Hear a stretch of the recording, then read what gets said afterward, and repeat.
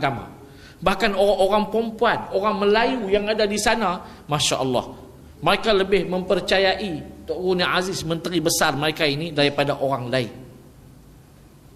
Baru-baru ni saya panggil sebuah konsultan motivasi ni untuk buat di sekolah saya. Kebetulan anak salah seorang daripada pegawai konsultan motivasi ni belajar di sekolah saya. Saya kata kat dia, tolong buatlah. Mereka ni tak pernah buat untuk pelajar, mereka buat untuk korporat. Tabung haji, Maybank, bank muamalat, apa lagi, macam-macam lah, Petronas.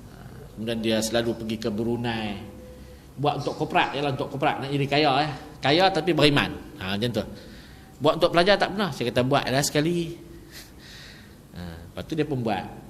Dia nak buat tak tahu. Jadi dia ambil cerita tentang adik Nik Nur Madehah, budak Kelantan yang dapat 21A. Dia ambil 3 part dalam LCD. Dia masukkan dalam komputer, masuk ke LCD tu, dia tunjuk kat pelajar part yang pertama, part kedua. Part pertama, part kedua tu diceritakan tentang hebatnya budak ni. Dia cerita ni, dia kata bagi saya 2 kekuatan yang Tuhan beri. Yang pertamanya, saya suka berdoa kepada Allah. Doa ni, sehingga kan wartawan dia tanya, ada tak benda lain, makan ke, minum ke, makan pil, vitamin ke, zat besi ke, zat kayu ke? Dia kata tak ada, doa. Dia kata doa lah. Yang keduanya, berpuasa. Ish, hebat. Puasa pakai talak apa lah. Puasa. Kemudian part yang ketiga tu, yang tu tak ditunjuk lah, sebab masa tak sempat, tak ditunjuk pada anak-anak murid saya. Hanya kami je yang tengok. Part yang ketiga tu, wartawan ni tanya, siapa yang menjadi pencetus semangat dalaman pada dia? Hinggakan 20 mata pelajaran tu, tuan-tuan, dia bukan ingat satu-satu pelajaran apa hari ni nak Pak kira pi tu terus Pak Isa. Dia tak ingat esok pelajaran apa tak? Ni pelajaran apa tak? Dia pun tak tahu. Ayah dia pun tak tahu, kata dia ambil sampai 20. Ayah dia tu asal kontraktor tapi berhenti.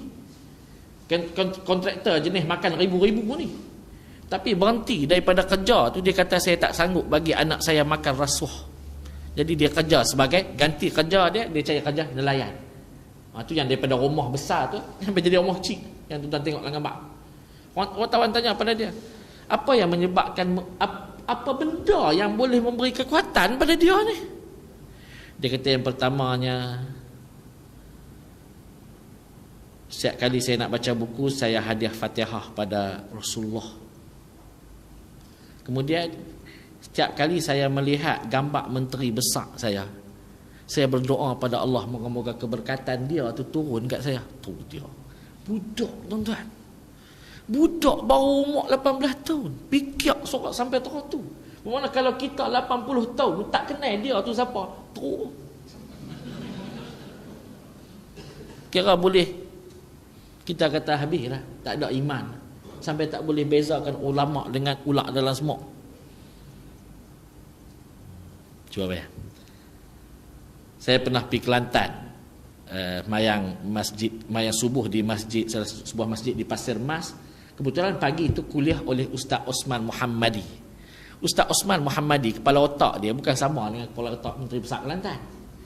Tak sama. Tapi kuliah dia di masjid tu, tuan-tuan, orang hadir tu macam hadir hari Jumaat, kuliah subuh. Bermakna tu masjid yang ada Ustaz Osman Muhammadi dalam tu. Sedangkan masjid lagi banyak. Tu dalam masjid, dia tu bukan sama kepala dengan Tok Guru Arif. Ni semua ni apa, tuan-tuan? Semua ni pembelaan apakah? Kita pakai ilmu sihir kah? Dia pakai ilmu sihir kah? Dibaginya harta kah? Diumpankan dengan dunia? Tak ada. Semuanya dibagi dengan agama. Yang ni lah yang kita boleh lihat. Allah bagi kita lihat hari ni. Apa dia ni, tuan-tuan? Orang yang sentiasa fikir dosa pahala, dosa pahala. Akhirnya Allah bagi pada dia yurisul hikmah, ilmu hikmah yang ada kepada para nabi. Boleh buat macam para nabi dan rasul, walaupun tak sepenuhnya, tapi sebahagian kecil. Dia dah boleh. Tuan-tuan muslimin dan muslimat yang dirahmati dan dikasihi Allah sekalian. Kemudian Nabi berkata, orang yang berfikir tentang akhirat ini wa yuhyil qalba, menghidupkan hati. Orang yang menghidupkan hati ini orang yang dapat sifat mahmudah, sifat redha, sifat sabar, sifat penyayang, kasih pada orang, kasih pada Allah, apalagi sifat-sifat yang baik. Dan hati orang yang tidak hidup ni, orang yang tak pernah fikir amal yang dia buat ni ada dosa dan pahala, dia tak pernah fikir. Dia fikir kerja dia boleh masuk untung untuk dia, akhirnya hati dia mati. Lahir dalam dirinya sifat pemarah, tidak ada sabar, tak pernah redha, kalah tak pernah redha, menang tak pernah redha, tak pernah bersyukur, tak pernah menambah amalan, tak pernah buat kerja amal, semua buat kerja maksiat, tambah maksiat, tambah maksiat, tambah maksiat. Sebab tu kalau tuan-tuan tengok senario politik yang ada pada hari ini, buat macam mana pun tak boleh, nak kona macam mana pun tak boleh, nak pelaga Cina di Kedah tu habis dengan ayat tu, habis tuan-tuan, tak ada buat apa. Buat kok ni tak boleh, kok ni tak boleh. Allah nak tunjuk tuan-tuan bahawa Islam ni bila dibuat bertepatan dengan hadis Nabi SAW, Allah akan beri kejayaan. Salah satunya at-tafakkuru fil akhirah yuhyil qalba. Orang yang berfikir tentang akhirat, dosa pahala dia dok buat di dunia ni amal, fikir dosa pahala, hati dia akan hidup, boleh sabar, boleh redha, boleh bersyukur kepada Allah. Berbeza dengan orang yang tak buat begitu, hatinya akan mati penuh dengan mazmumah. Jadi wallahu alam. Insya-Allah kita akan sambung lagi kaitan tentang al-fikru ni pada masa-masa yang lain. Tak tahulah, wallahu alam tahun depan kot. Saya ni di sini setahun sekali. Jadi tahun depan pula lah. InsyaAllah kita jumpa lagi. Yang baik daripada Allah lah, yang kurang daripada kermas ni. Kalau ada perkataan atau apa jua contoh yang saya buat pada malam ni tak sedaplah tuan-tuan dengar, saya minta ampun dan maaf. Wallahu alam. Wabillahi